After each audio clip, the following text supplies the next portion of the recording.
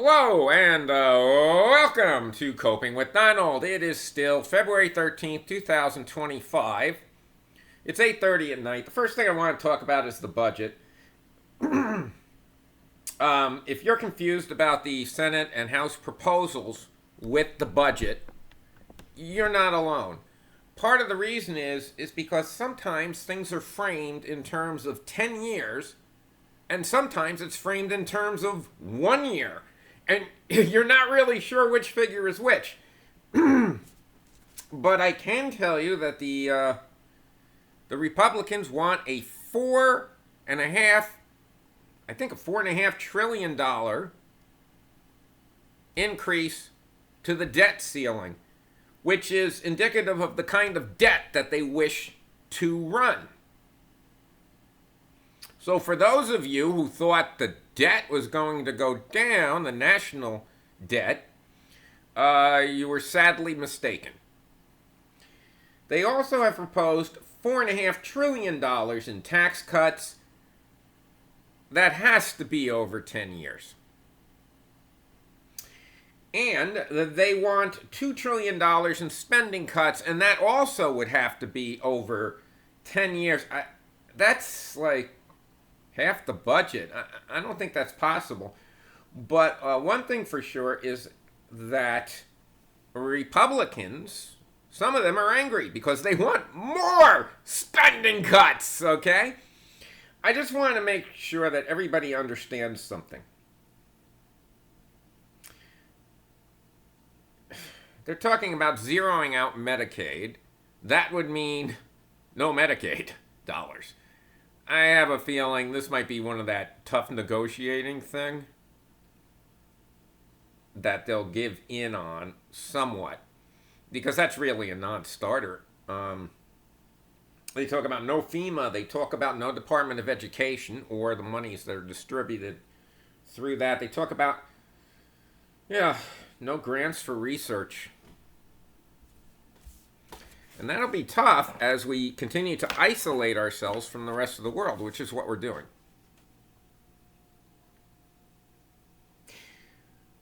I want everybody to understand one thing here. Just because you don't have FEMA anymore doesn't mean there's going to be no disasters. Just because you zero out Medicaid doesn't mean you're going to have extremely poor people and children needing medical attention. Just because you zero out the Department of Education doesn't mean that schools won't need funding. And I think one thing you have to, especially since they're masking this with increasing the debt ceiling, I think you need to understand that these things will now have to be paid for by your state. Now, I live in a red state. I live in Florida. And in addition to all the economic problems that everybody's having, Florida faces a bit of a challenge if Canadians continue to boycott Florida, which they said they're going to do. If people don't come down here to visit because we're isolating the rest of the world. Doesn't Japan have a Disney World? Doesn't France have one? People will be going there and they won't be coming here.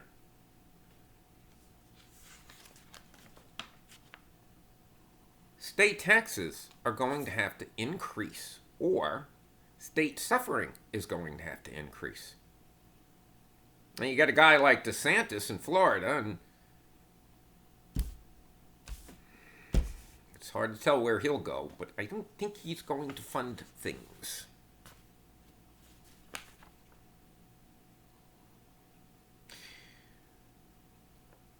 And what happens when there's a disaster?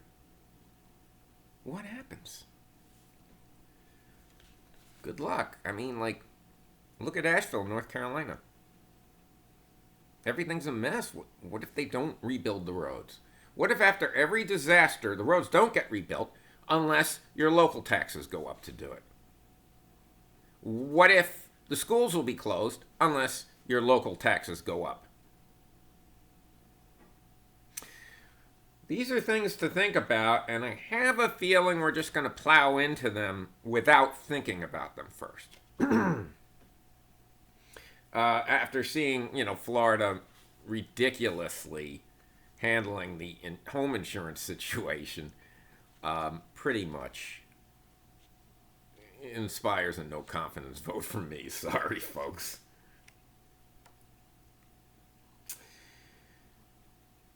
Some of those tax cuts, and it's supposed to be $4.5 trillion. Like I said, again, over 10 years. I'm supposing some of them will be for the general public. A lot of them will be for the very rich, and if they follow through on the Social Security taxes, a lot of them will be on the Social Security and no tax on tips. If they are going to give back on that, say, no, we're not going to have that many tax cuts, we'll just expect the ones on Social Security and tips to be sacrificed first. The lion's share will probably go to the rich. Now, in other news, oh, no, still on this. I saw a Republican, he was very upset, a Republican House member. And he was talking about the things that we're giving up. And he said that this is what he said, okay? That eliminating the Department of Education will save,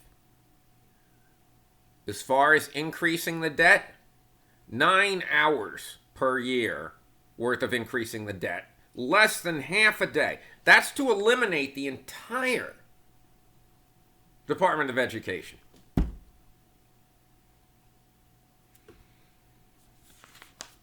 So you're not going to get the kind of cost savings that you think you are. And you're probably, like I said, going to pay higher sales tax in Florida for sure, because that's their main source of revenue.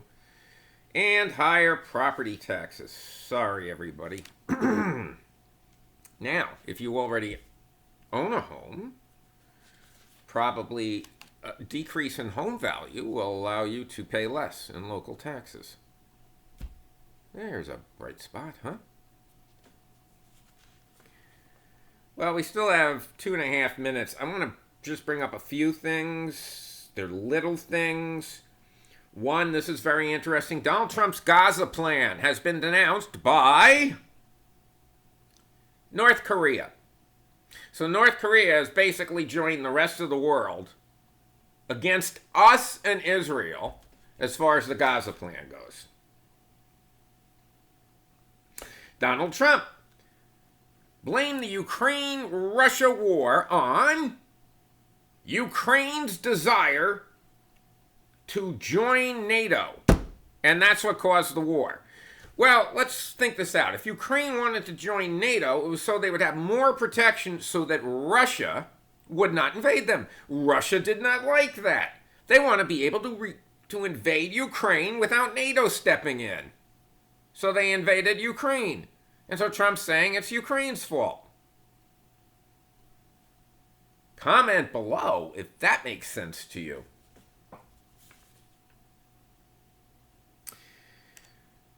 We cannot lower interest rates.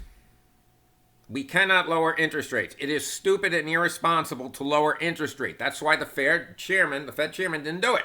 That's why Trump lackeys want to do it. Because they just figure, okay, we'll lower interest rates and then we'll have more jobs and people will shut up, even though the increased economic activity would be more fuel to the fire in addition to tariffs to increase prices everywhere. By the way, I went to Publix tonight. 1 dozen extra large eggs, which I did not buy, were $6.50. And finally, there is a finally. Except I forgot what it was. Oh, I know. I was talking to my brother. My brother works. This is interesting now. Don't cut out yet. My brother works for a can manufacturer. As a matter of fact, my family has a long history in slipcover cans, believe it or not, okay? We all worked there at one time or another. And